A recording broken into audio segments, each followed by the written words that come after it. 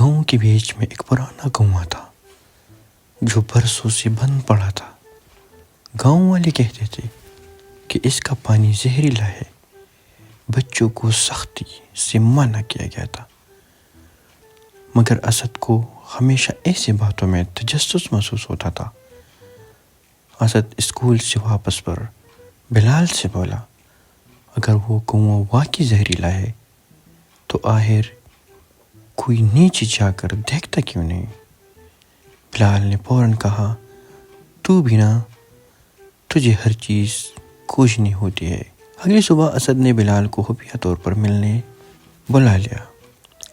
ایک بیگ میں رسی، ٹارچ اور پانی کی بوتلیں تھی۔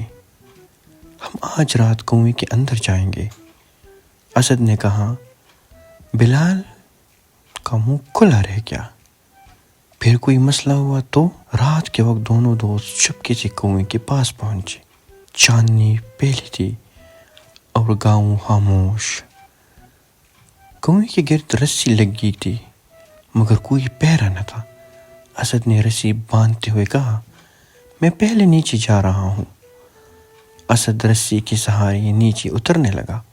دیواروں پر کائی جمی ہوئی تھی اور نمی کی بو پھیلی تھی۔ بلال اوپر سے دیکھتا رہا، دل میں ڈر اور خوف دونوں تھا۔ اسد نیچے پہنچا تو زمین نرم مٹی سے بھری ہوئی تھی۔ کنویں کا پانی ختم ہو چکا تھا یا شاید پیچھے ہٹ چکا تھا۔ ایک طرف دیوار میں سوراخ نظر آیا، یہ تو جیسے کوئی راستہ ہو۔ جب اسد نے سوراخ میں جھانکا تو اس نے بلال کو آواز دی، یہاں کچھ ہے، آ جاؤ۔ بلال نے کچھ دیر سوچا، پھر نیچے اتر آیا۔ یار، آج تجھ پر بہت اعتبار کر رہا ہوں۔ دونوں نے سوراخ سے گزر کر ایک تنگ سرنگ میں قدم رکھا۔ دیواروں پر خراشی تھی جیسے کسی نے نہ ہونے سے کھینچی ہو۔ بلال نے آہستہ کہا، یہ سب دیکھ کر خوف آتا ہے۔ سرنگ کے آخر میں ایک مٹی کا کمرہ تھا، بیچ میں ایک پرانا گڑھا رکھا تھا اور اطراف میں ہڈیوں جیسی نشان۔ اسد نے کہا، یہ سب بہت پراسرار ہے۔ گھڑی کو کھولا گیا تو اندر کالا پانی نظر آیا۔ ساتھ ایک دیہات کی پلیٹ تھی جس پر لکھا تھا، زہر وہی ہوتا ہے جو نیت میں ہو۔ اسد اور بلال ایک دوسرے کی طرف دیکھنے لگے۔ اچانک پیچھے سے سیاہ سایہ حرکت میں آیا۔ ایک بھاری سانپ آہستہ آہستہ ان کی طرف آ رہا تھا۔ بلال نے ڈرتے ہوئے کہا، یہ تو سچ میں زہریلا کنواں ہے۔ اسد نے جلدی سے مشعل جلائی۔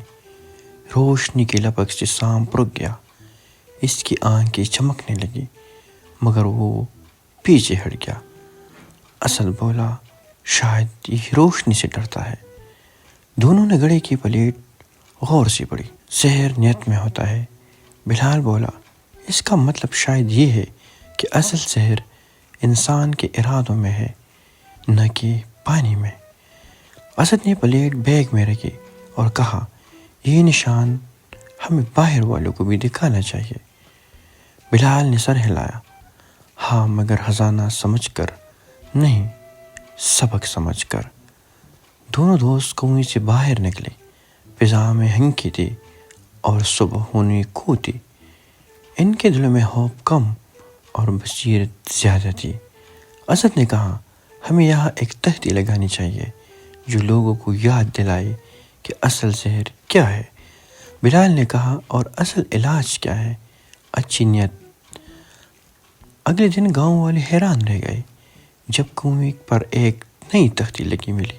اس پر لکھا تھا، یہ کنواں پانی نہیں، سبق دیتا ہے، سوچ کر استعمال کرو۔ کچھ دن بعد گاؤں کے لوگ کنویں کی طرف نئی نظر سے دیکھنے لگے۔ اسے صرف خوف کا نشان نہیں بلکہ سچ اور نیت کی علامت سمجھا جانے لگا۔ کسی کو معلوم نہ ہو سکا یہ پیغام کس نے لگایا، مگر اسد اور بلال جانتے تھے کہ کنواں صرف زہر نہیں بلکہ آئینہ بھی ہے۔ زہریلا کنواں اب ایک سبق بن چکا تھا۔ اسد اور بلال نے ہمیشہ سیکھ لیا کہ طاقت اور راز دونوں نیتوں پر منحصر ہے، اور کبھی کبھی زہر صرف پانی میں نہیں، انسان کے اندر بھی ہو سکتا ہے۔